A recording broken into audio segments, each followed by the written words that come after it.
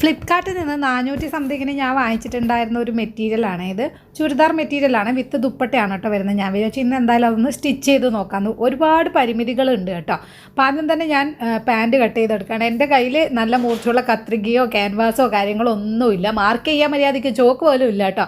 അപ്പോൾ ഉള്ളത് കൊണ്ട് ഓണം പോലെ എന്ന് പറഞ്ഞ പോലെ നമ്മൾ ഉള്ളത് കൊണ്ട് എന്തൊക്കെയോ ആക്കിയെടുക്കുകയാണ്. എനിക്കൊരു പലാസോ പാൻറ്റ് വേണമെന്നുണ്ടായിരുന്നു.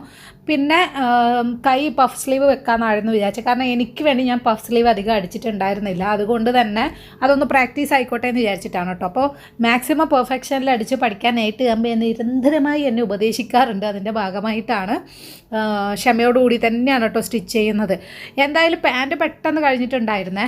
പിന്നെയുള്ളത് ടോപ്പിലേക്ക് കയറിയപ്പോൾ എൻ്റെ അളവ് കാര്യങ്ങളൊക്കെ കറക്റ്റ് തന്നെയല്ലേ. ഞാൻ ഇച്ചിരി തടിച്ചിട്ടുണ്ടായിരുന്നു കേട്ടോ. അപ്പോൾ പലരും ചോദിച്ചിട്ടുണ്ടായിരുന്നു കമൻറ്റിൽ ഞാൻ പ്രഗ്നൻ്റ് ആണോ എന്ന്. അല്ല കേട്ടോ, ഞാൻ കഴിച്ചുണ്ടാക്കിയ എൻ്റെ കുമ്പയാണ്. ഞാൻ പ്രഗ്നൻസി കഴിഞ്ഞതിന് ശേഷം ആ വയറ് നന്നായിട്ട് കുറയ്ക്കാനൊന്നും ചെയ്യാത്തത് കൊണ്ടാണ് അതിങ്ങനെ പ്രഗ്നൻ്റ് ആയ പോലെ ഇരിക്കുന്നത് കേട്ടോ. അല്ലാതെ ഞാൻ പ്രഗ്നൻ്റ് അല്ല കേട്ടോ. നിങ്ങളെ കുറ്റം പറയാൻ കഴിയില്ല കേട്ടോ. ഏകദേശം എന്നെ കാണുമ്പോൾ അതുപോലെ തന്നെയുണ്ട്. ഞാൻ പലപ്പോഴും ചിന്തിക്കുന്ന കാര്യം തന്നെയാണ്. ഇനിയിപ്പോൾ ഞാൻ നെക്കിൽ വേറൊരു ഡിസൈൻ കാര്യങ്ങളൊക്കെ കൊടുക്കാമെന്ന് വിചാരിച്ചിട്ടുണ്ട്.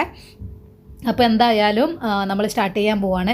ഈ മോനുള്ളതുകൊണ്ട് എനിക്ക് അടിക്കുമ്പോൾ ഒരുപാട് ടെൻഷനുണ്ട് കേട്ടോ. കാരണം ഇടയിൽ കൈ വയ്ക്കുമെന്നൊക്കെ ഉള്ളൊരു പേടിയാണ്. പിന്നെ അവൻ എൻ്റെ കൈ ഇടയ്ക്ക് പിടിച്ചുകൊണ്ടിരിക്കുന്നുണ്ടാവും.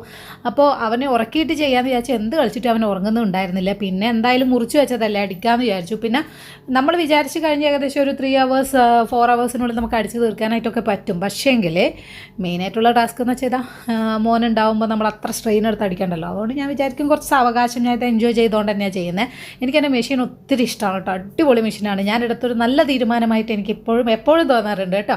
ഇനിയിപ്പോൾ ഇതാ ലൈനിങ് ഇല്ലാത്തതുകൊണ്ട് ഏട്ടൻ്റെ ഒരു മുണ്ട് ഓൾറെഡി ഞാൻ കഷ്ണിച്ച് വെച്ചിട്ടുണ്ടായിരുന്നു ആ ബെഡ്ഷീറ്റ് വെച്ച് അടിച്ച സമയത്തെ. അപ്പോൾ അതിൻ്റെ ബാക്കി എടുത്തിട്ട് ജസ്റ്റ് ആ ഒരു പോർഷനിൽ വെക്കുന്നുണ്ടായിരുന്നു. അല്ലാണ്ട് നിഴലിക്കുന്നുണ്ടായിരുന്നു. അതായത് നമ്മൾ ഈ ഒരു ചെസ്റ്റിൻ്റെ പോർഷനിൽ വെക്കുന്ന ഭാഗമേ നിഴലിക്കുന്നുള്ളൂ കേട്ടോ. അല്ലാണ്ട് ഞാൻ ആ ടോപ്പിന് കംപ്ലീറ്റ് ആയിട്ട് ലൈനിങ് ഒന്നും വെച്ചിട്ടുണ്ടായിരുന്നില്ല. അത്യാവശ്യം തിക്കായിട്ടുള്ളത് തന്നെയാണ്. പക്ഷേ ഇങ്ങനെ വെക്കുമ്പോൾ എനിക്ക് കുറച്ചുകൂടെ തിക്കായിട്ട് വരുമ്പോഴാണ് കുറച്ചുകൂടെ നല്ല പെർഫെക്ഷൻ കിട്ടാൻ തോന്നിയോണ്ടാണ് കേട്ടോ അങ്ങനെ ചെയ്തത്. പിന്നെ കയ്യിലുള്ള ലേസ് പോലും ഞാൻ നാട്ടിൽ നിന്ന് വരുമ്പം കുറച്ച് പെറുക്കി കൊണ്ടുവന്ന ലേസ് കാര്യങ്ങളൊക്കെയാണ്. അല്ലാതെ നമുക്കിതിന് ഭയങ്കര മാച്ചായിട്ടുള്ള സംഭവങ്ങളൊന്നും എൻ്റെ കയ്യിൽ ഉണ്ടായിരുന്നില്ല. ആ ഉള്ളത് കൊണ്ട് നമുക്ക് എന്തെങ്കിലുമൊക്കെ ചെയ്ത് പ്രാക്ടീസ് ചെയ്യാമല്ലോ എന്നുള്ള ഇതിലാണ് കേട്ടോ അടിക്കുന്നത്. ഇത് ആദ്യമായിട്ടൊന്നുമല്ല കേട്ടോ ചുരിദാർ അടിക്കുന്നത്. ഞാൻ കുറേ തവണ അടിച്ചു കേട്ടോ.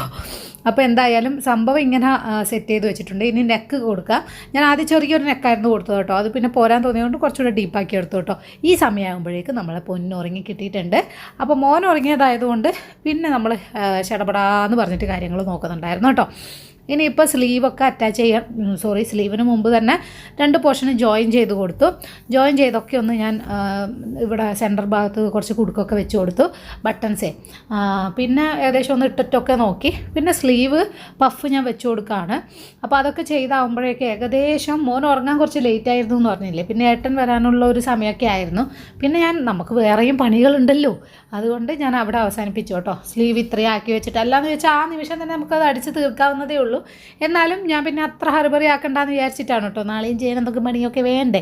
അപ്പോൾ പിറ്റത്തെ ദിവസമാണ് പിന്നെ ബാക്കിയുള്ള കാര്യങ്ങൾ ചെയ്തത്. അന്ന് മോനെ എങ്ങനെ ഉറക്കാൻ നോക്കിയിട്ട് അവൻ ഉറങ്ങുന്നുണ്ടായിരുന്നില്ല കേട്ടോ.